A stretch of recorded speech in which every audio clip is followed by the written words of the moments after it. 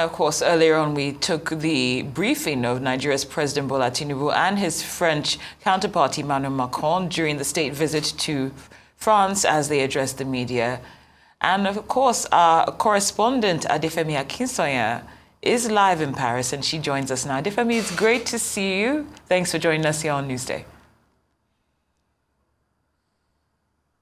Hi. Great to hear your voice. Of course. Now, Adefemi, when the president, that's of course President Tinubu, was concluding his speech, he did say he thanked the French president for the promises that were made. I'm very curious regarding what exactly those promises were that he was thanking him for. Firstly, so are we.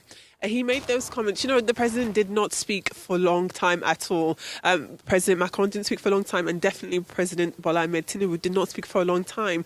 But he spoke for just long enough for you to pick some nuggets of gold, essentially. And just like it has pricked your attention, towards the end of his speech, he did thank Emmanuel Macron for his promises, specifically in the line of defence. And it's important to note that before coming in for the press conference, both leaders had a closed-door bilateral meeting, and then they had a little tour where they talked about the economy. And then, talking to the different delegates in the room, there was, of course, a huge Nigerian population, a huge Nigerian representation. Speaking to the Minister of Creative Industry, Hannatu Musawa, we were able to become privy to some conversations being made about the creative economy, but nobody has spoken specifically about what either president spoke about defense. So we're hoping for, over the course of the day, some information through official channels that will give us some more specificity.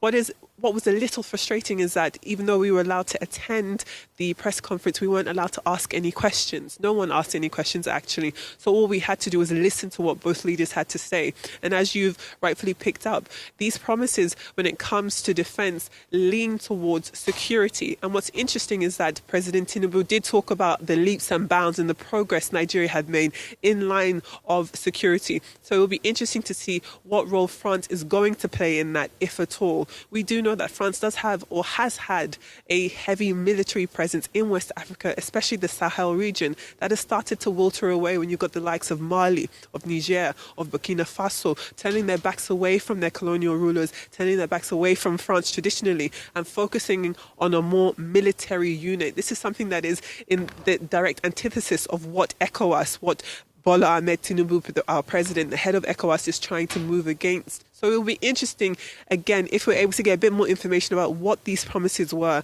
what they will contain. Is this going to be manpower on the continent? Is this money? Is this training? In what ways is France going to help Nigeria with its security issues? Because Nigeria does have a huge insecurity problem, despite what the president said during the press conference. So we are keeping our eyes and ears very much open to finding out specifically what was going to be talked about. You know, this morning when I was giving the update and looking ahead to this press conference, we were hopeful and optimistic that there was going to be specific information. And annoyingly, in some contexts, we haven't been able to get that clear identity of what the process was of Nigeria going in there, what goals that they sought to find, whether it was a nominal amount, whether it was pledges, investment. We haven't got that clarity just yet. So we will be keeping all of our attention on the meeting between these two gentlemen. There is still a lot more happening throughout the course of the day, but as it stands now, it does seem as though there have been already some pledges, some investment along the lines of defense and the creative industry. And I'll be sure to tell you what they are as soon as we find out. I'm sure you definitely will, Adefemi, and I trust that you definitely find that out, knowing your investigative journalistic capabilities. For now, we'd like to thank you for that update. Our correspondent, international correspondent, Adefemi Akinsoya, live from Paris.